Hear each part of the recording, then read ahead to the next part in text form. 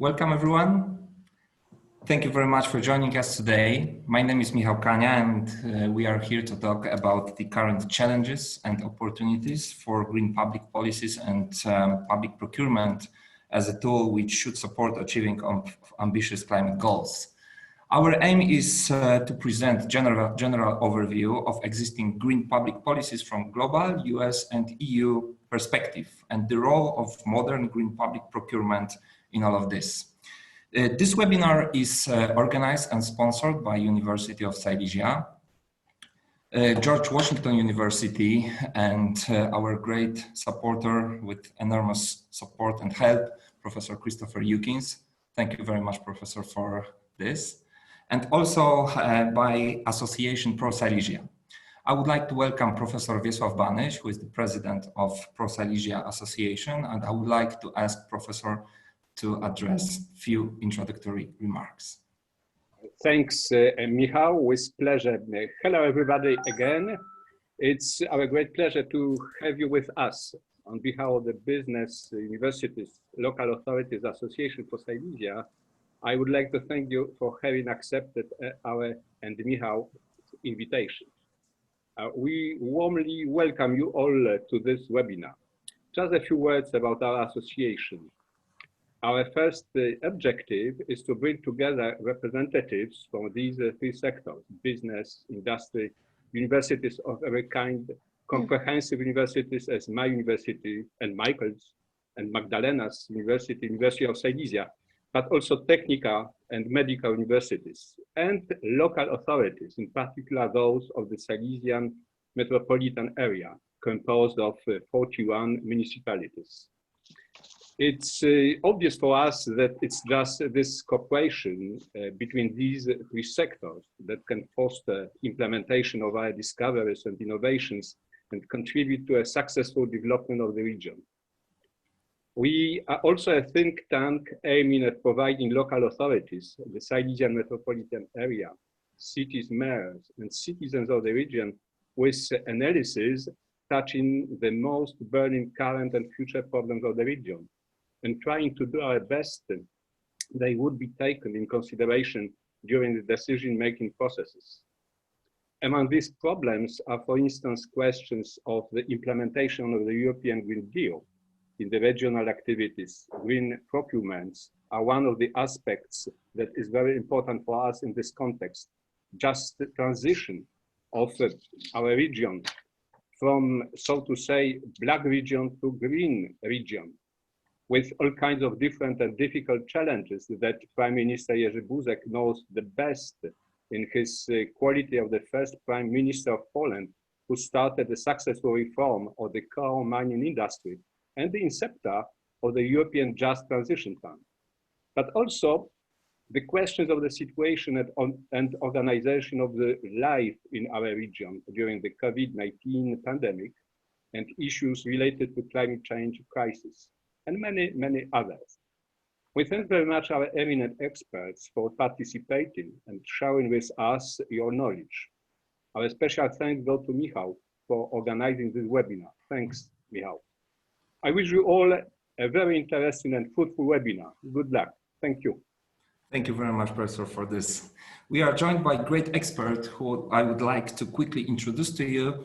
The full bios are available on our websites, Public Procurement International and 5P Commonplace. Let me start with Professor Jerzy Buzek. Professor is a member of European Parliament since 2004. In the European Parliament, Professor Buzek is a member of the Committee on Industry, Research and Energy.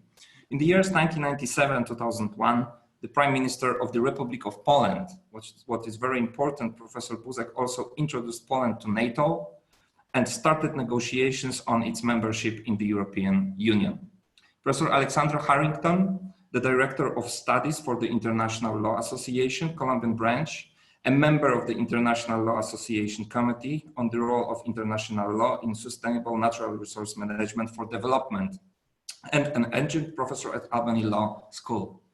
Professor Christopher Eukins, co-director of the Government Procurement Law Program at George Washington University Law School, active member of the Public Contract Law section of the American Bar Association, worked on a wide area of international projects on capacity building in procurement, and he was an advisor to the US delegation to the working group on reform of the United Nations Commission on International Trade Law Model Procurement Law. Advocate Katarzyna Kuźma, partner at the Polish law firm Domański Zakrzewski Palinka, and heads the team providing services relating to Polish and European public procurement law, the vice president of the Public Procurement Law Association. Advocate Magdalena Stryja performs the function of the chair of the Science and Development Committee with the District Bar Association in Katowice. Magdalena is a member of the interdisciplinary Polish research group Just Transition, which aims at developing and implementing the concept of fair transformation with a view to transforming the economy, lifestyle, culture, and social values in Silesia in the face of climate changes. And last but not least, Dr. Wojciech Hartung, counsel at the Polish law firm Domański Zakrzewski Palinka, member of a working group set up by the Ministry of Development to review the law on public-private partnerships and to draw up a government policy in this respect. Previous Polish representative on the European Council's working group on public procurement and on the advisory committee for public contracts, work contracts set up by the European Commission. Three technical issues. First one, the recording from this webinar will be available on our websites, Public Procurement International and 5P Commonplace. Second thing is we already have gathered some questions and we would like to address them during our speeches, and also at the last slide on this presentation we would like to hear a little bit more from our panelists. And the third thing, please use chat function to ask question to our panelists. And with that, I would like to give the floor to Professor Jerzy Buzek. Thank you very much. Thanks a lot for introduction. And well, I prepared a lot of sheets for our meeting, so I have to go maybe not through all the points, but for the beginning, I would like to state that we know very well our current situation, where we are. We know almost everything about current crisis, which is very serious. And I hope soon we will find a vaccine for coronavirus. However, a vaccine for climate change neither exists today or will appear in the future. It's very important for us. Therefore, even the most heroic fight against a huge global challenge, COVID-19, in no way relieves us from our duty and responsibility to combat global warming and to defend biodiversity and everything what is alive in our planet. And I think it is our first responsibility as human beings, very important. In this very context, the European Green Deal, the Union's new strategic long-distance growth and development strategy. Long-term, it means for 30 years, developed more than 1 year ago. It was not developed after coronavirus, not at all. We prepared ourselves. And the most important issues in the European Green Deal, probably you know, many issues, but let us repeat once again. Fundamental transition of our everyday individual global way of life, our lifestyle, the way we heat, the way we behave, and also, of course, our food industry, how to prepare it, and to change also our industry, transport. A lot of issues in front of us, very fundamental decisions. And it is at the end, European Green Deal, at the very, very end, is a tool to reach climate neutrality by 2050, because it is not all climate neutrality. We should fight against plastic, present plastic in our oceans. Of course, our wastes, which is horrible, is danger for all of us. So circular economy and so on, so on. And it's historical program, and both for the European Union and for worldwide.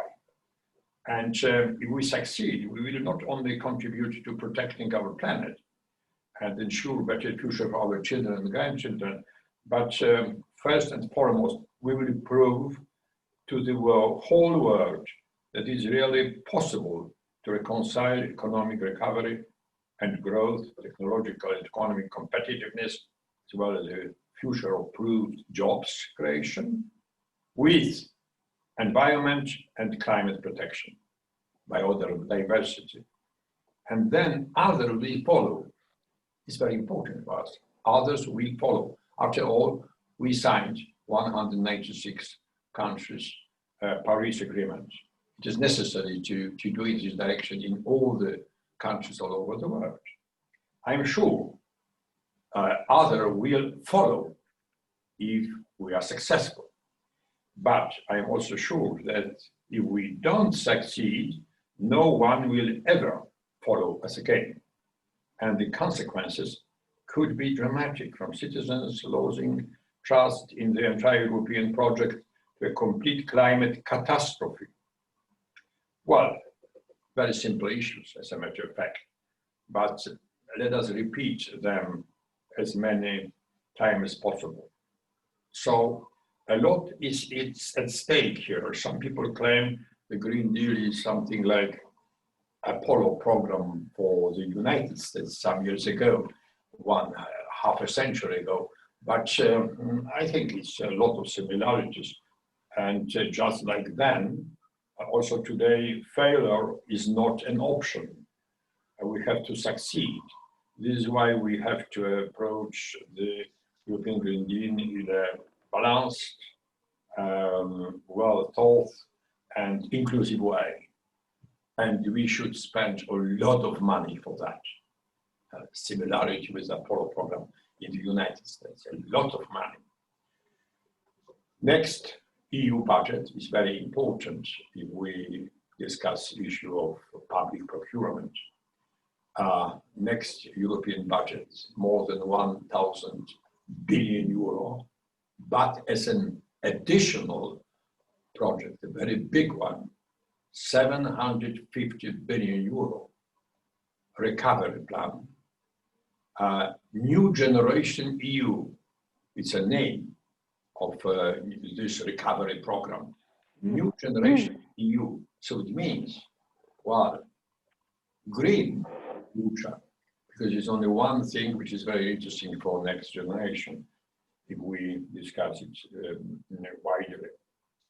And we should know and realize that some of EU member states or regions are fully prepared for such a big transition. Let us say Denmark. As a matter of fact, they started energy transition from centralized to dispersed energy generation, something like 40 years ago, even 50 years ago. But in some regions, like in Upper Silesia, we are sitting here in Katowice, in the middle of Upper Silesia.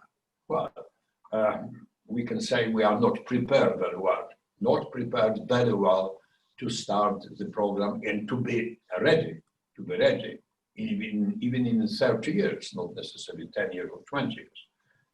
So I believe very deeply the just transition mechanism, and particularly just transition fund, is one of the crucial elements of our approach, European Union approach.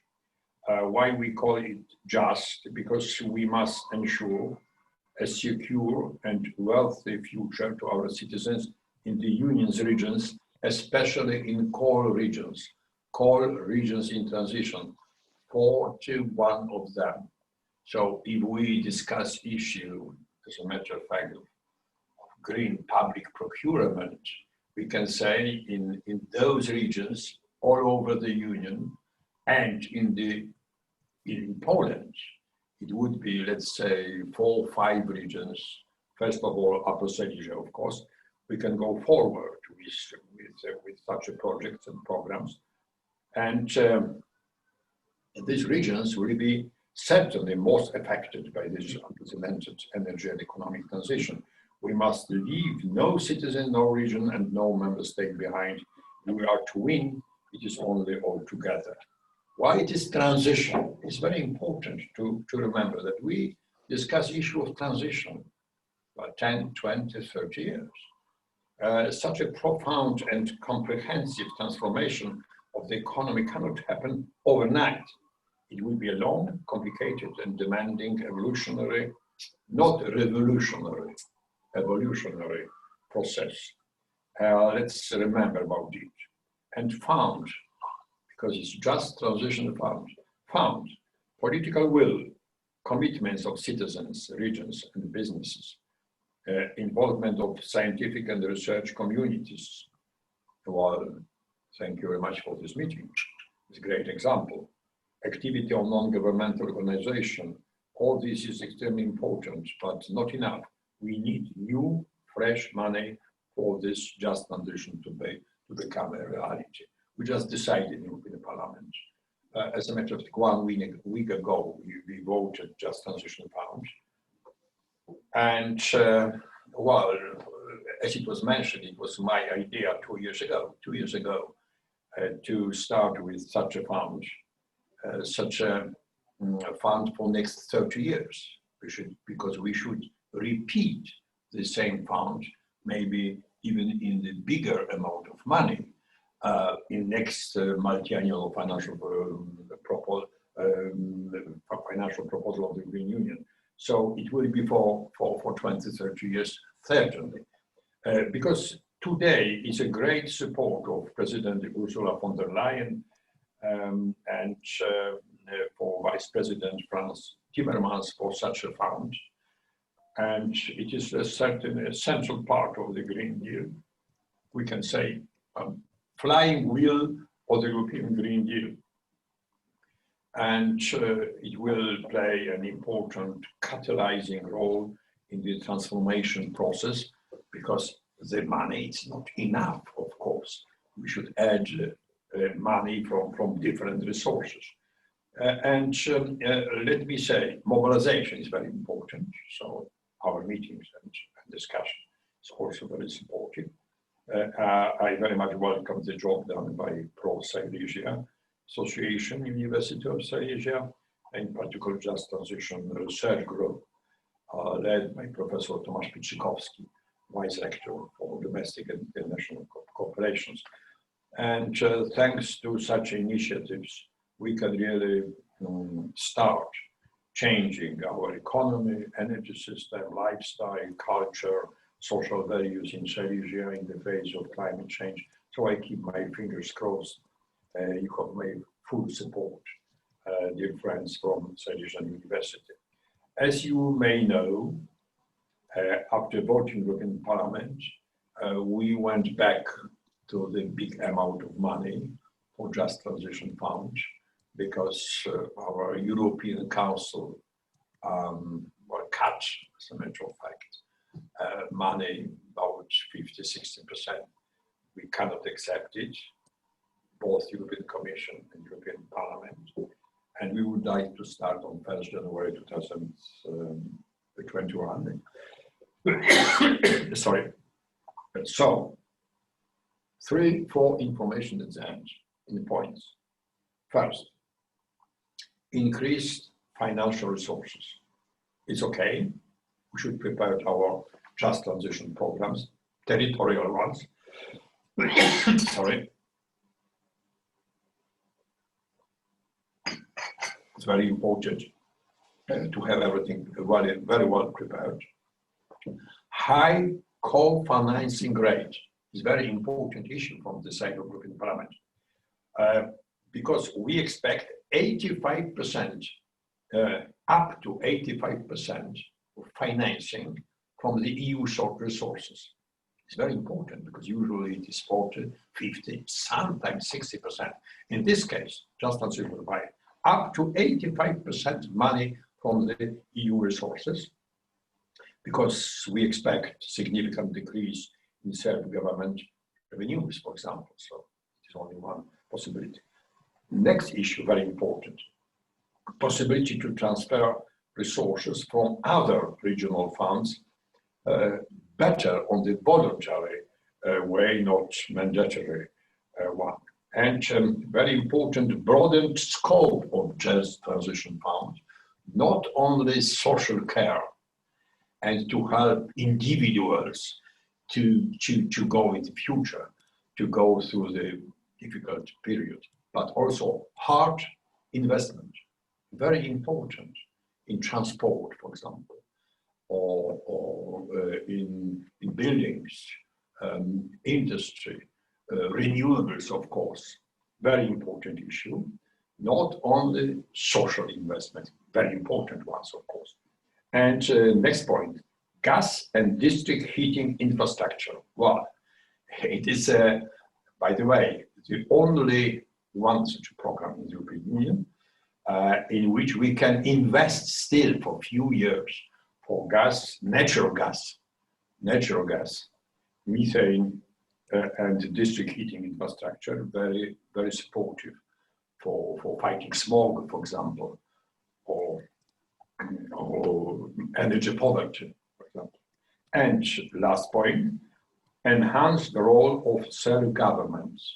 Very important. Thank you very much for organizing such a meeting in the capital of Upper Silesia, because we need cooperation with self-governments of this region, with business community, with research institutions, universities, NGOs, of course, because it is a question of ownership of territorial just transition programs. So I hope that thanks such a big, let's say, long-term strategy, we can win on our planet. Because probably for my generation, it is not so difficult to understand that our life was fantastic and we could spend great times. But we would like to keep our planet also for next generations. It's absolutely necessary to win European Green Deal and to give possibilities for green public procurement. Thank you very much. Thank you very much, sir. Thank you very much. I would like to ask now Alexandra and Magdalena to present their presentation. Of course, thank you so much. And thank you all for inviting us here today. Magdalena and I will be splitting the presentation, so I will start with the discussion of the background on the UNFCCC, and then we will go into the Paris Agreement briefly, and move on to Magdalena's presentation. So the topic of our discussion here today is global governance regimes and climate change law. And particularly when we look at this, we could have a full course on it, but the most important thing to emphasize in this discussion is the role of the UN Framework Convention on Climate Change as a governance system, as well as a legal system, and as well as the provision of providing for the provision of scientific knowledge and understanding, as well as legal knowledge. This is particularly important now, as I will address at the end of the presentation, in the face of COVID-19, because we see that there actually has been, in answer to the question that was asked, a good deal of unintentional preparation work for this to be addressed, the issues to be addressed, such as health and climate change, and the need to incorporate disaster risk, disaster planning into climate change mechanisms. So the first thing to really understand about the UN Framework Convention on Climate Change, which is very old by at least climate law standards, It is from 1992, which makes me feel quite old that it is very old, but it is our foundational agreement on how we will address climate change as an international community. And what it does is establish a structure. So obviously it has its own legal terminology, but it establishes a structure that allows the use of the framework as an evolutionary policy and as an evolutionary system to address what we know of climate change as our knowledge advances, as we further understand what the different threats are to our current and, as Professor Buzek so perfectly pointed out, our future generations. And it is very important to note that intergenerational equity is at the heart of this, and it's especially at the heart of the Paris Agreement. So by creating the framework structure and allowing first the Kyoto Protocol, which was enacted in 1997, and then the Paris Agreement to come up, we've seen an evolution in how we understand the threats to society, to law, to economy that come out of climate change. And this includes a number of different and increasingly escalating requirements on governments that seem at first a bit esoteric to the discussion of public procurement, but are actually quite important because they will in the future start to impact how there is a public procurement view on climate change, especially in the context of the European Green Deal. And if we start to see it projected outwards, and if we start to see it projected into the US, should the current Democratic candidate, Joe Biden, win, there is an idea for a Green Deal in the US as well, and those would be very powerful markets to embrace it. So in addition to establishing this parameter for a framework, the UNFCCC itself also establishes a secretariat. The secretariat's role is really multifaceted. It convenes the conferences of the parties, also known as COPs, which we will be discussing. It also addresses many other issues and has a great deal of focus that we need to understand in bringing about governance. The Paris Agreement, which was signed in 2015, was groundbreaking in the sense that it expanded our understanding of climate law from just really science and carbon markets to a really entrenched view that is sustainable development focused, as well as vulnerable populations to climate change focused, and focuses on just transitions as well. So this is very important. There are a number of different policies, there are a number of different targets, and there are a number of different governance systems that I would like to point out to you briefly. The nationally determined contributions, which Poland has already put in and will be putting in again, the transparency mechanism, the transparency framework, and the technology mechanism, as well as the compliance committee, all of which have now been operationalized, as Magdalena will note in a moment, and all of which provide oversight that not only monitors how the state is working, but also will impact how states will wind up putting in place procurement laws to meet their obligations in the future. So now it is a pleasure to turn over to Magdalena. Thank you, Alexandra. Thank you so much. Welcome all participants, and it's a pleasure to join you here today to present among such esteemed colleagues. I'd like to share with you some reflection of the outcomes from COP24 in December 2018 and the Katowice rulebook that resulted. So firstly, what was the significance of the choice of city Katowice, Poland? Katowice is located at the heart of a very active industrial region in the center of Europe, with dozens of coal miners, heavy industry, and combined urban population of almost 4 million. Coal has been central to existence of this region for 150 years.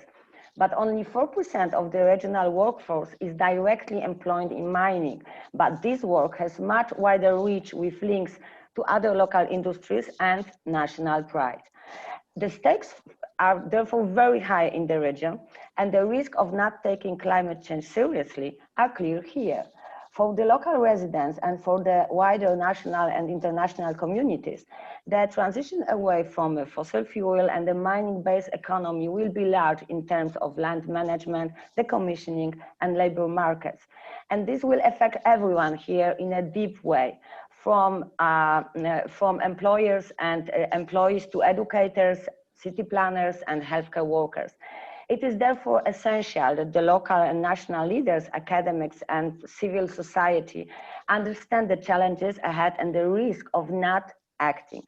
Indeed, Poland in general is an important case study in a number of ways.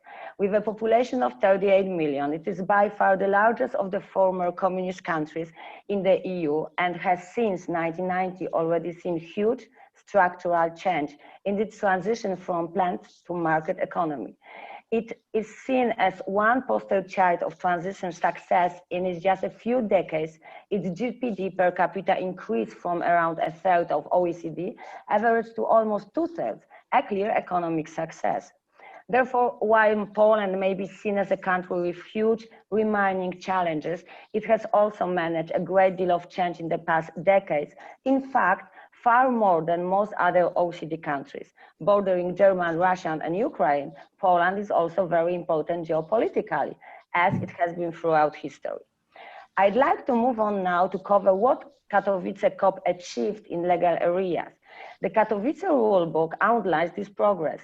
This builds on the Paris Agreement transparency framework by setting a clear timeline for implementing a transparency reporting system. In particular, the final biennial report should be submitted by the end of 2022 and the final update report by the end of 2024. This rulebook also sets clear expectations for how this report should be reviewed by experts and stresses that a great focus should be placed on assessing the impact of mitigation measures on total emissions. This focus on transparency in carbon accounting has become even more important in the post-Katowice context, with the challenge set to propose further measures to increase ambitions and national determined contributions. In particular, the Katowice rulebook has made progress in outlining the importance of capturing adaptation and mitigation measures in carbon accounting. Reporting will need to take account for many factors, including national legal frameworks and policies, progress achieved to date, barriers to adaptation implementation, monitoring and evaluation plans, links to the other international frameworks, and gender-responsive adaptation action.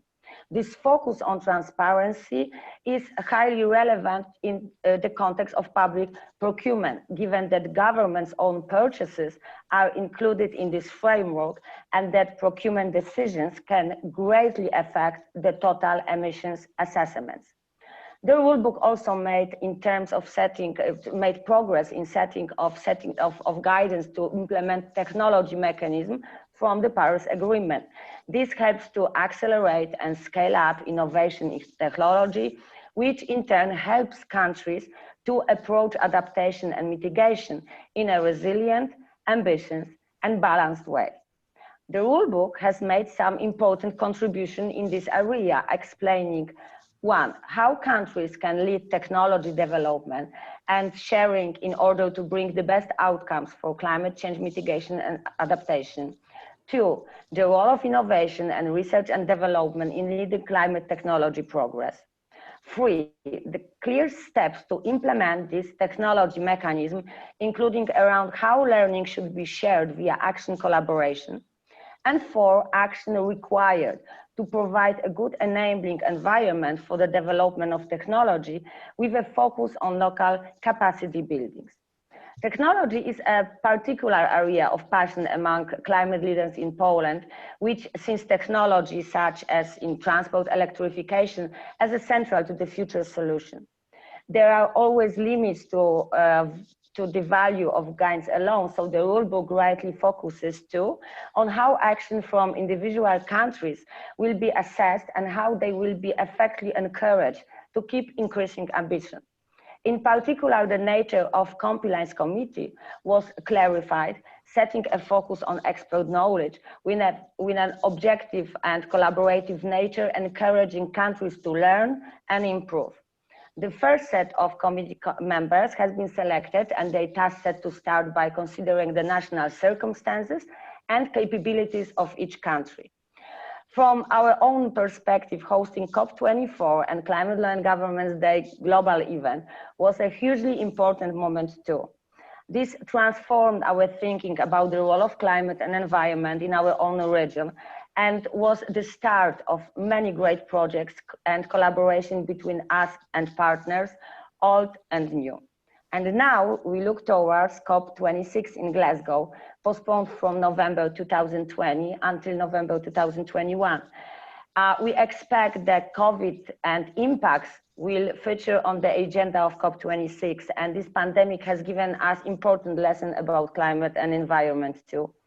And it also acts as a wake-up call to the world that it maybe not be as invincible and resilient as we thought, with a single virus having a devastating impact on economies and lives around the world in such a short time. For this reason, COP26 will include specific discussion around the role of green and renewable growth as a part of global economic recovery, a clear opportunity in the, let me say, middle of the dark time globally. So now you can see that the role that COP events play, and in particular COP24 for Poland, leaving a clear legacy. And this is an important point as Poland continues its transition and contemplates huge future challenges. In particular, I would like you to take away these 3 points. First, Poland, and in particular Silesia, are faced with large challenges. Second, COP24 in Katowice was a pivotal moment for the region, increasing local expertise, engagement, and passion about the need for action and change. And third, the Katowice rulebook has made significant progress in the area of carbon accounting, transparency, public procurement, technology, and compliance. Thank you so much. And once again, it has been a great pleasure to be part of this event today. And I am now pleased to hand back over to Alexandra. Thank you so much. Thank you very much. And I know time is running quite short. I just would like to make 2 or 3 points, quickly. Number one is that COP25 was in Madrid last year. It was scheduled for Chile, but unfortunately it had to be moved to Madrid. While we were there, as Magdalena pointed out, the compliance committee members were selected. And compliance committee issues will be very important for public procurement, because the way that the idea is structured to have that committee isn't a finding of fault, isn't what lawyers typically find enjoyable, in the sense that there's a clear, you have done something wrong and fix it. It will be a consensus building activity where whatever state has a complaint, usually based on its nationally determined contribution, will be used as an example for everyone else of how there can be a misunderstanding. And as we see a focus on renewable energy, we see the energy sector in general becoming much more important, especially in the Building Back Better plans, as well as in the prior to COVID existing plans. This will be a very pivotal issue for procurement. Additionally, I wanted to point out that although we will not be meeting until next year in Glasgow, there are ongoing meetings. There is a scheduled intersessional to happen in Bonn. It was supposed to happen this year. It will happen in March. And right now there are, starting next week, a number of different committee meetings going on as well online. So the work does continue, the generation of new norms does continue. And as we await, there was a question at the end about, again, what the impacts will be from COVID. What we expect is that the nationally determined contributions that were supposed to be filed this year will most likely be delayed. There were only 3 submitted prior to the time that, that the pandemic was declared. One was actually from Chile, and while it was submitted, it was not officially accepted by the UN because it was deemed that it was done on, I believe, March 14th, and it was unfair to hold Chile to whatever is in there based on the pandemic. So we will see a number of changes, but my guess is, and my both well-informed hunch and also gut reaction is that this will only be an opportunity for green public procurement in the future. Thank you. Thank you so much, Alexandra and Magdalena. Thank you very much. Thank you. And now we move to United States, Professor Christopher Eukins. Thank you very much, Mikhail. And I'm very, very happy to be here today. I think this is a tremendous opportunity for our institutions across the United States and across Europe to build bridges. And thank you very much for coordinating this. It's a really nice effort. I want to talk a little bit today about where things are going in green public procurement in the United States, focusing especially on the federal government. As many who are familiar with the US system know, the federal government and state and local procurement are separate systems. They're separate constitutionally and they're separate practically and politically. So much of the focus in the United States on developments with regards to green public procurement is going to be at the federal level. That's where the most money is. The federal budget is approximately $500 billion a year in procurement, so it can be a substantial engine for reform. There are reforms that are going on at the state and local level, but because the systems are separate from each other, there tends to be relatively little transposition of lessons between the state and local level and the federal level. What we see at the federal level in the United States is that there's been longstanding political support for addressing green, what we would call green public procurement, for taking into consideration environmental issues when making procurement decisions. And that started with George W. Bush, the younger of the two Bush presidents, and it continued through President Barack Obama. He issued two executive orders. He issued an executive order in 2009 and then a later executive order. The first executive order triggered a report by the General Services Administration in 2010, which laid out a strategy, and that's what I'll be focusing on here. So the last clearest statement that we have in US federal procurement regarding what we refer to as green public procurement really came out in 2010. So for a decade, we really have not made significant progress with regards to green public procurement in the most important federal market in the United States, most important procurement market in the United States, the federal market. What we did have emerge during the Obama administration was eco-labels. And eco-labels are labels that signify let's say the Energy Star label, for example. These are labels that signify that there is less of an environmental impact from a given product or service. These eco-labels have proliferated. There are now over 400 eco-labels all over the world. This raises ancillary issues regarding, for example, trade barriers. If a French company is using one eco-label and they want to sell into the United States, which they're allowed to do under the government procurement agreement with under the WTO, if they want to sell into the United States, that French vendor is going to be facing a trade barrier because he's using a different eco-label. This in turn raises governance red flags. There is under the WTO government procurement agreement, there is a working group on addressing issues of sustainability, and almost no progress has been made in that working group. So the red flag is that if we're going to resolve issues of trade barriers and we're going to improve cooperation between the United States and the European Union, say, in addressing environmental concerns in procurement, it's likely not to happen under the WTO structure for reasons that should be obvious. That currently the WTO structure, the World Trade Organization structure, is under a good deal of political pressure, and there's just not the space to be able to deal with issues of sustainability. So the question then is, where can cooperation, where can progress be made through other channels? And I want to turn to that. Now, what we have in the Trump administration is essentially a stall with regards to environmental considerations in procurement. No real progress during the Trump administration at all regarding green procurement. The eco-label requirement that is in the Federal Acquisition Regulation from the Obama administration is interesting, and this is interesting from a lawyer's perspective. The eco-label requirement says that 95% of procurements have to take into account eco-labels. Well, that means that 5% don't have to. And that means that no vendor, no disappointed vendor can challenge a procurement that fails to include an eco-label requirement. The contracting officer will always say, well, I'm part of the 5%, you can't challenge it.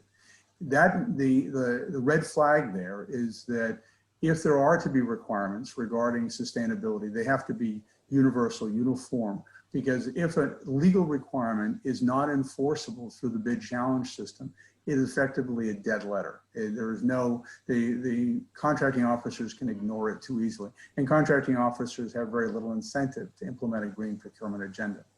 So that is another red flag for us. Now, looking forward to a post-Trump era were Joe Biden to win the current election.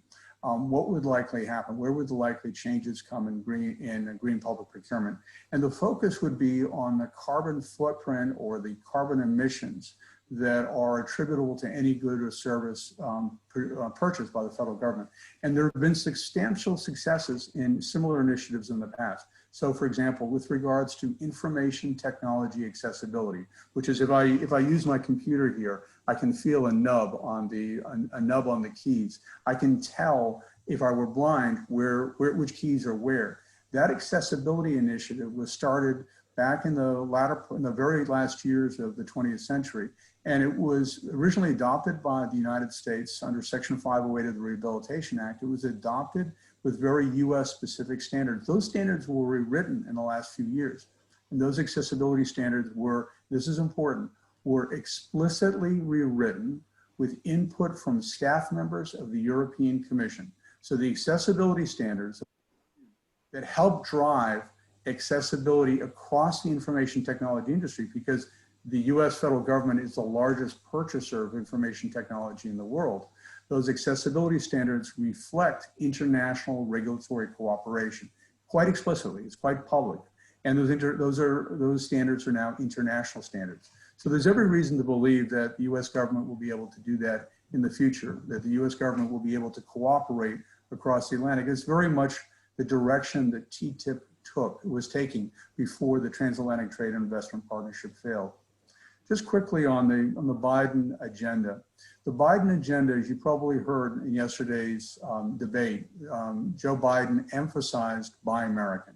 There are likely to be very high domestic preferences put in if Joe Biden takes office.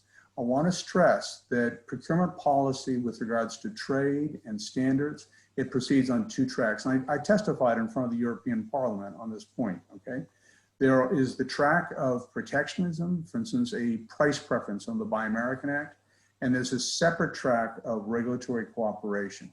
It's important to recognize that there are two tracks. So even if for political reasons, there's tremendous division between the European Union and the United States with regards to, say, price preferences in a Biden administration, a Buy American preference, there still can be cooperation with regards to, there still can be regulatory cooperation. So in implementing a green public procurement agenda, we're going to look at three things. And the first is actually really interesting. And one of my students, as Alexandra would know, it's one of the neat things about having law students come and bring new eyes to a problem. They just approach things, without any prejudices. She said, well, why can't we address it? She's very interested. It's Keziah Growth Tough. And she says, why don't we just, Keziah said, why don't we address this through a question of planning? And she's right. Why not incorporate environmental considerations into the planning process? And if you look at the Federal Acquisition Regulation FAR Part 7 and FAR Part 11 that addresses environmental requirements, you can see that actually the planning process is relatively transparent. It's hard to affect it legally. It's hard to formally challenge a planning decision, but it is designed to be transparent and open. And my hope is that the European Commission would look to that American model and say, you know what, we should make this part of the European directives as well. Make the planning process very open so there can be an ongoing discussion about improving sustainability. The second is in questions of qualification, and the Americans tend to be much more reluctant than the Europeans to aggressively exclude vendors during the qualification process. The Americans under the Competition and Contracting Act favor full and open competition. So we are much less likely to exclude, but that doesn't mean that it's entirely irrelevant. And I apologize, I'm gonna have to leave in a couple minutes for a World Bank webinar where we're gonna be talking about this issue of qualification and exchanging qualification information.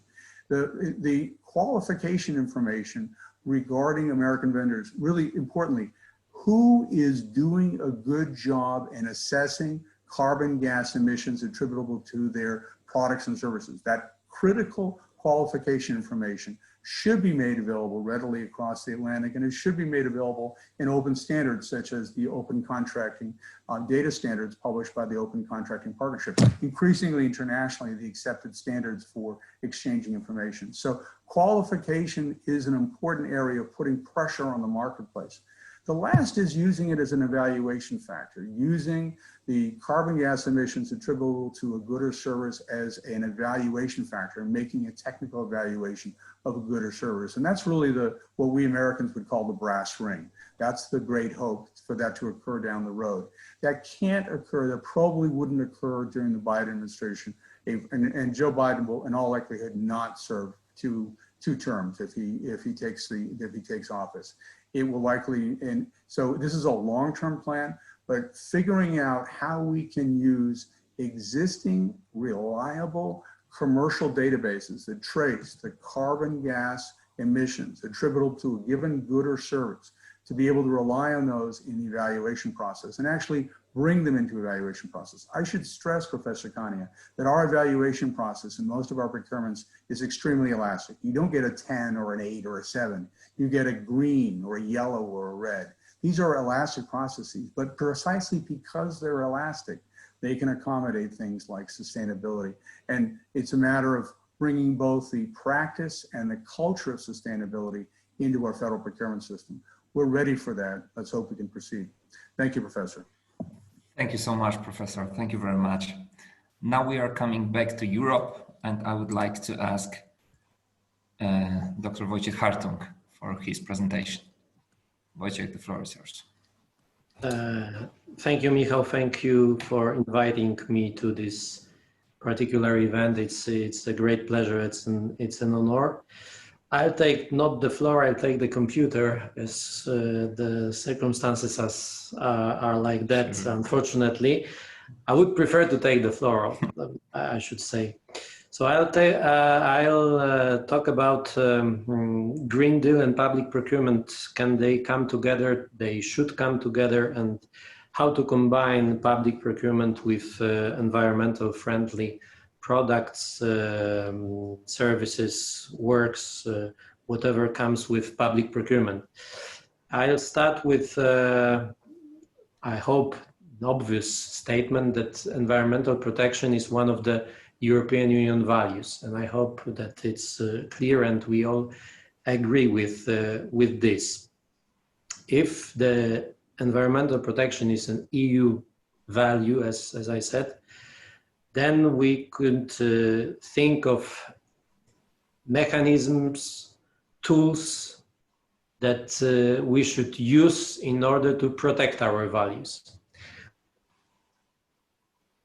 Tools are the Green Deal policy, because the Green Deal, I would say it's a kind of a EU policy. So we have EU values, environmental protection. Then we have Green Deal as EU policy in order to protect protect the environment.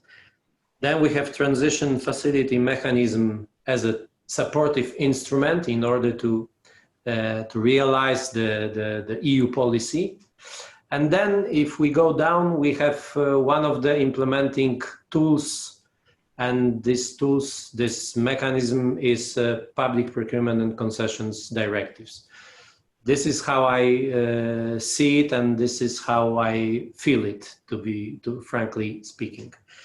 So what can we do? I mean, the public procurement, I wouldn't put too much pressure on public procurement rules as such, because I think that we already have an important instruments within public procurement rules, but the thing is how to use them, how we can teach contracting authorities, but also the contractors to use those tools in order to realize environmental friendly projects.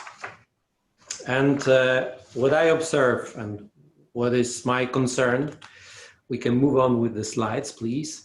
What I observe is that, for example, when we talk about public procurements, the contracting authorities, what they need, they would need a product, a service or work that is available for them and for the public.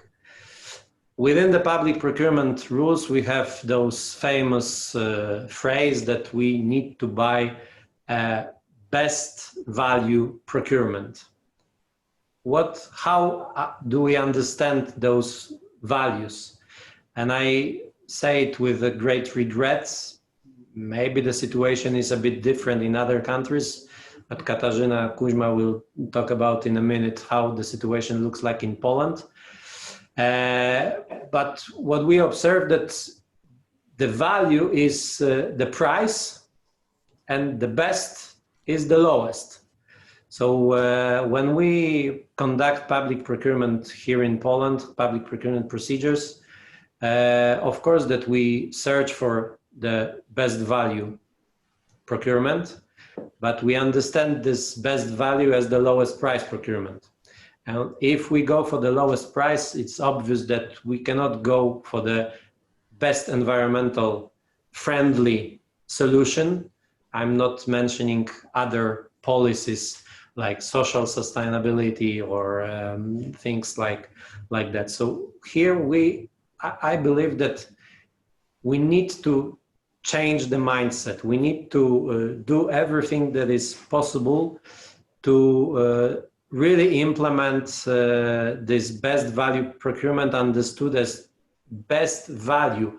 And if we say that the European Union value lies within environmental protection, we should consider this value when running our procurement. We also observe on our market, on the Polish market and our legal system, some tools in order to fight against this aspect as I defined it before. So, for example, in Poland, we introduced the legal provision saying that if you assess an offer, the price cannot be higher than 60% of the weighting of a bid evaluation criteria. And what we observe on the market is, okay, 60% of the price, what else? Normally, we should think of environmental friendly aspects, maybe social elements. However, we do everything, our contracting authorities do, maybe not everything, but it's very popular, I would say, that those 40% that should be devoted to environmental, social aspects really goes for the price also, but seen from the different angle, unfortunately. And this is the main issue in Poland, but I'm pretty sure that it's not only a Polish perspective. We can talk about it later if we have some time. So what do we need? Do we need to change the rules? I'm not sure that we need new rules in public procurement. I would say that we need eligible projects. What I understand by eligible projects is they are environmentally demanding projects. So if we have projects that will be co-financed from transition facility mechanism, for example, and those projects are enough environmentally demanding, then it would create a must within the public procurement officers to achieve those goals. And they can achieve it through the public procurement, through existing rules, because our European directives, but also our public procurement provisions here in Poland, allow contracting authorities to use environmental elements, both in the, let's say, planning process, but also when they evaluate bids. So we need to push contracting authorities to use those tools, those mechanisms, and I believe that we can push them through those eligible projects. We also need best practices, because I believe, and this is my perspective, and people learn from best practices that are easily transferable to their experience, I would say. What we also need, we need the technical and administrative support.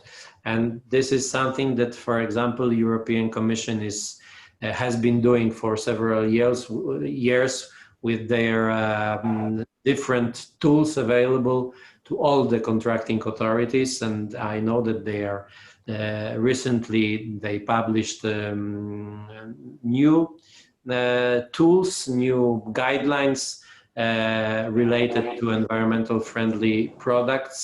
And this is something that we really concentrate on. This is my belief and this is my perception of the thing at the moment. However, I think that if we find out some really good regulations, we can also adopt them. I mean, I have nothing against legal rules, but I only think that rules are not very efficient as if they come without any help, without those aspects that I mentioned before. Thank you very much. Thank you very much, Wojciech, for a very interesting speech and contribution to our discussion. And now I'd like to ask Katarzyna Kuźma to address a few information about the new Polish regulation and the problem of green effects. Thank you very much. So thank you for this opportunity to share with you our Polish experience with green public procurement, or in fact, the lack of this experience. So unfortunately, I have to start. May we see the first slide, please? So I have to start with some statistics just to show you the current situation on the Polish market. So recently in 2022, so I think in the beginning of 2020, the Polish Public Procurement Office published a report concerning the last year, 2019, regarding the situation on the Polish public procurement market. Polish Public Procurement Office is the authority in Poland supervising the Polish public procurement market. And here we can find some interesting information about the use of the green or innovative public procurement. As you may see, the share of green or innovative public contracts in the total number of public contracts awarded in Poland in 2019 is only 1%. If you are talking about the value of those contracts, it would be just 3%. Moreover, I have learned, not yet, sorry. Moreover, I have learned that only around 300 contracting authorities in Poland used some elements of green procurement in their procurement procedures. And you have to know that in Poland we have around 32,000 contracting authorities, and only 300 used some elements of green procurement in their procurements.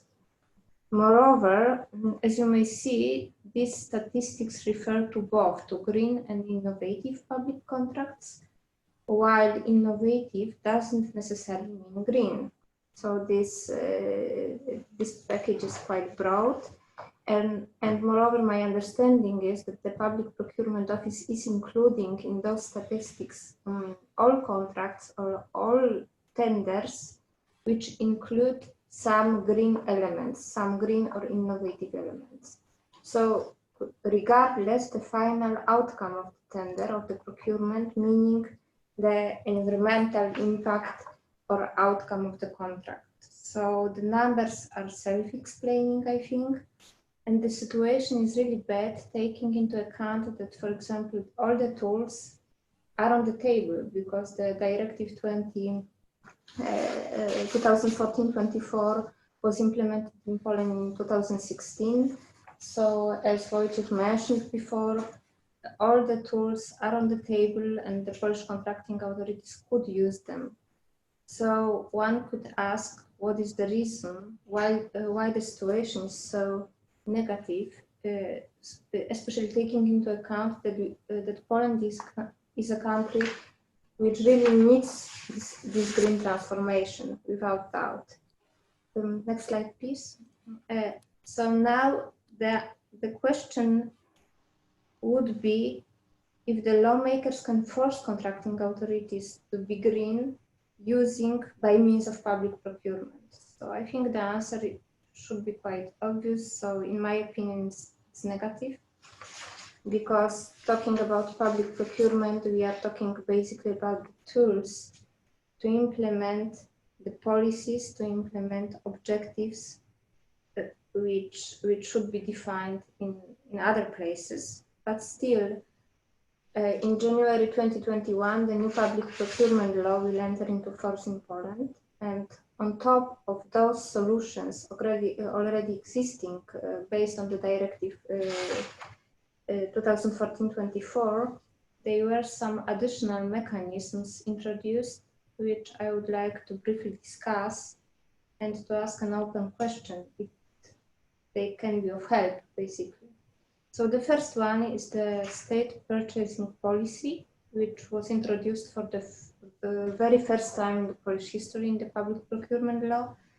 And this document should basically define the state purchasing policy, including environmental aspects. So it should be understood that, the contracting authorities will follow this policy or will be in line with this general state policy while planning their procurements. The second one, and maybe more important, next slide please, is the new efficiency principle introduced in addition to the principles already existing in the public procurement law.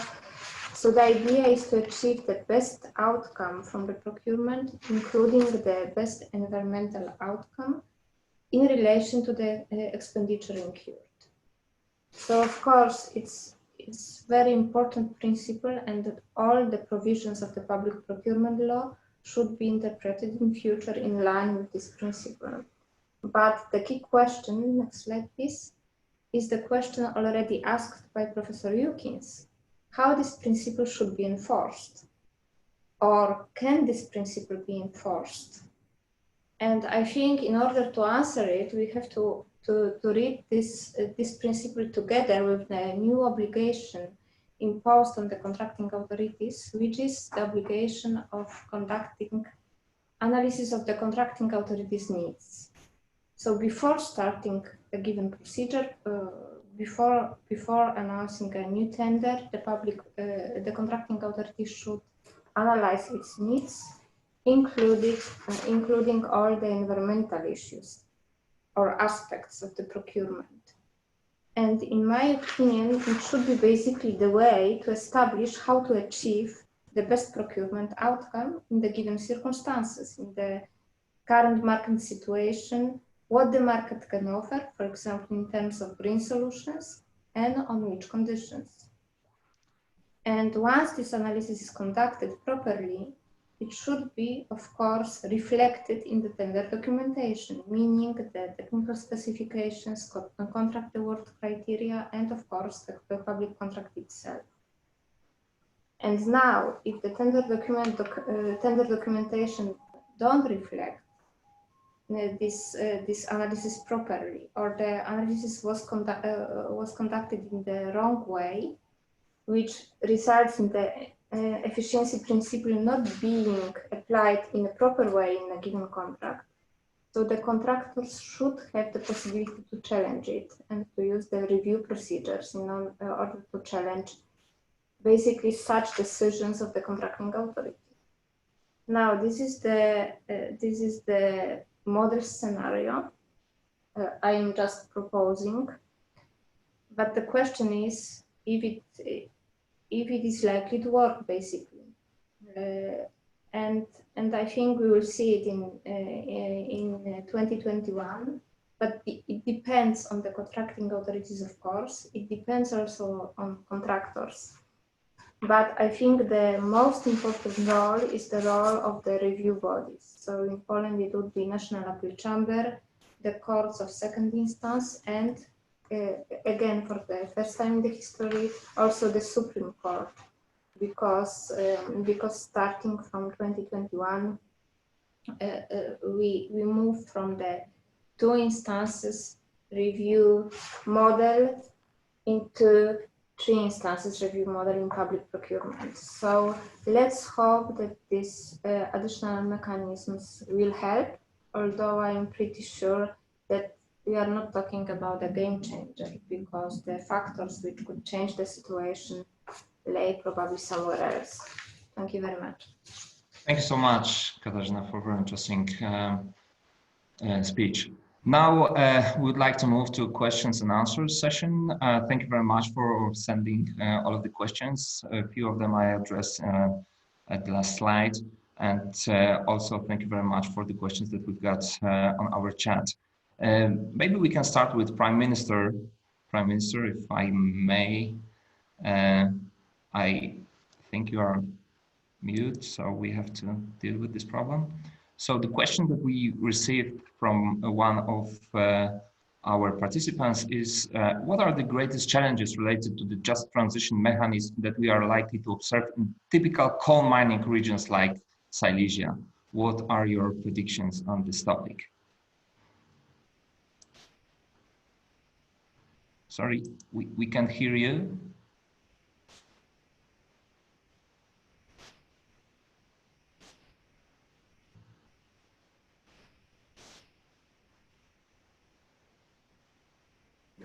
Yeah, it's okay now. Thank you very much. Okay. Yeah. Well, could you see me? Could you hear? Yes. Okay, great, fantastic. I think for such a region like Upper Silesia, individual coal heating is the most important problem because of smog level of emission, also CO2, but especially fine particles. And to replace by district heating, even coal district heating is better than individual coal heating. In nearest future, maybe to go to natural gas heating is better. In longer future, of course, it will be biomethane or hydrogen, and best possible way to change, to replace immediately by renewables, of course. And prosumers, that's very important issue to solve the problem. Of course, energy poverty is very similar to, generally speaking, individual coal heating to replace by district heating. Electricity generation, well, to renewables, maybe on the basis of our national program, could be possible. I'm not very big fan of that, to go to the nuclear small reactors. We are slightly late from this point of view. If we started, let's say, we started 10, 15, 20 years ago, it would be great, fantastic, would have been great. But now it's slightly too late for that. And transport, very important. Low emission transport is absolutely necessary. European Battery Alliance, we should remember, procurement and well, within European Battery Alliance, very important, 100 billion euro investment till now. And also a huge hydrogen EU program, green hydrogen first of course, and to change our industry, low emission steel industry, for example, low emission now is based on coke. In the next 10, 15 years, it will not change probably because there's no possibility as a matter of fact to produce steel in any other way. But as a result, we will lose jobs in our regions. So all the reskilling or creating hard investment in creating new jobs in modern economy, environmentally friendly, for young people, very attractive. And first of all and foremost, of course, social projects, soft projects, inclusive, to make our transition inclusive for elder generation, for youngsters, of course, is absolutely crucial if we would like to have support from the side of public opinion. Thank you very much, sir. Thank you very much. We have another question. I think is the question for Alexandra, and Matthew Carson asked. Thank you very much, Matthew, for this question. How we might avoid the current pandemic and economic decline that linked climate change progress in recent years. Alexandra, can you take this one? Ideally, I would have this amazing crystal ball right here, and I could tell exactly what it would be. But I wanted to address this because there is a great deal of skepticism that we can do anything. And certainly, if we look at the Sustainable Development Goals, for example, if you now go to their website, every goal says, you know, we were doing this well until the pandemic, and now we expect significant regression. What I think is different in the purely climate change context is that this is an economic recovery system, as well as an ideological and a legal and a cultural recovery. And by having climate change linked in the Green Deal in many other places in the world, there's a question about Latin America, and certainly many Latin American countries have been very heavily hit. And as they're trying to figure out how to implement things like in Colombia, implement the peace process, which has a huge environmental component at the same time, we see many steps towards kind of entrenching climate change policies. So entrenching renewable energies, entrenching the idea of investing in public transport, because we've seen over the past number of months in all parts of the world, and I know I've seen photos even of Krakow, and it's amazing how clean everything is. Obviously, the downside to that is no one's going to work, but there are many ways, primarily at the national level, but also internationally, where as we're building these types of responses, the voices from climate change are being incorporated much more.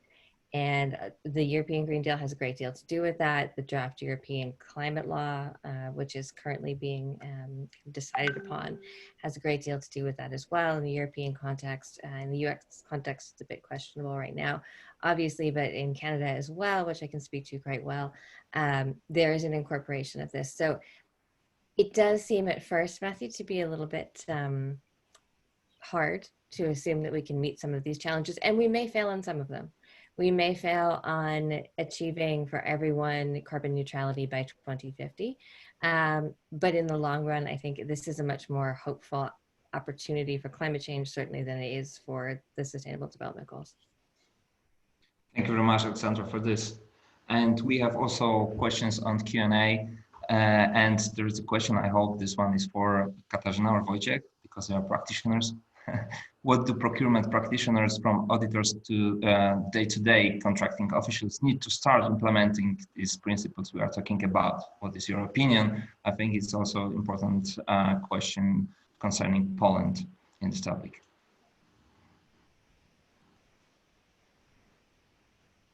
What do we need to start implementing these principles? What do we need? As I said before, I mean, we need a... I'll give you an example that from my perspective. When we in Poland started to talk, to think, to implement PPP, public-private partnership, I mean, everybody were really keen on implementing those projects. At the beginning, almost nobody knew how to do it.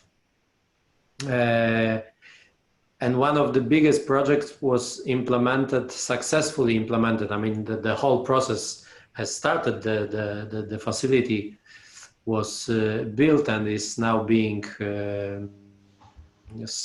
maintained, and the service is being provided to people. But this project was of a big amount. It was technically complicated. It was co-financed from EU funds. And actually it was the government that chooses the support, the technical support, the financial support, and the legal support for the contracting authority that was a municipality, one of the municipalities in Poland. So the government paid for this, what I would say, the administrative support, And thanks to this administrative support, legal, technical, and financial, the project was carried out, I would say. So what we need, we don't need another set of rules, I would say. We need good examples, and we also need support stemming from the central government. The central government, from my perspective, it's a huge role of the central government in order to help given contracting, municipal contracting authorities, or regional contracting authorities, in order to help them to carry out given project. This, from my perspective, that would be really something that would encourage and help contracting authorities to run such projects. Thank you very much, Wojciech. And I would like to ask the last question, the closing remark, in fact, and I would like to address this one to Mr. Prime Minister, because this is general and very interesting question. Thank you very much, Ricardo Avila, for this one. Is there a possibility this Green Deal becomes another way of protectionism? Shall we be afraid of such a possibility? Well, you see, it is even impossible to answer such a question, because it is a question about our reality after current crisis, and globalization question, because we know very well that it's very important to keep in order everything what is going around in our globe, and international business communities are sometimes dangerous for such places like tropical forests in Brazil or somewhere else. And we should keep it in mind that we need international regulation about our free market economy, generally speaking. So from this point of view, protectionism, also from the side of European Union, because we say we are dependent too much on products or even raw materials from China, for example. And they say openly, unfortunately, Chinese, we will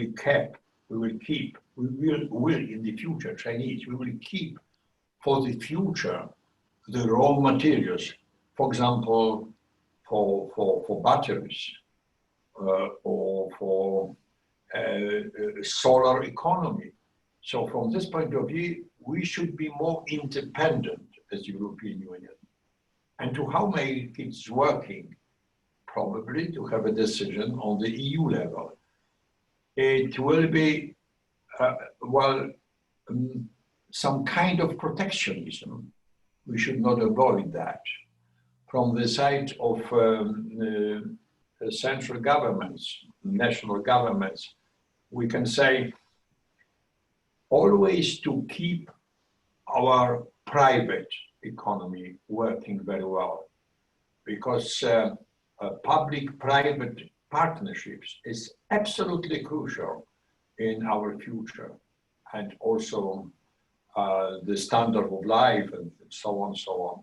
So if we go too far from the point of view of national protectionism, I'm rather afraid of. Not in the case of the whole European Union, in the case of half a billion of citizens and such a big economy. I think we should be certainly more independent in the future, and to see in the future also to find our place between North America and China, because from the geographical position, we are in great shape and we can win, I'm quite sure. But we should go forward with our European Green Deal, the most important issue. Thank you very much, sir. And with that, I would like to thank you all attendees and all panelists for our discussion. Thank you very much. And I hope we see soon by another occasion talking about climate changes and public procurement. Thank you very much. Bye. Thank Thank you. you very much. Bye-bye. Thank you. Bye. Bye. Goodbye. See you next time. Yes. See you. See you. Bye-bye.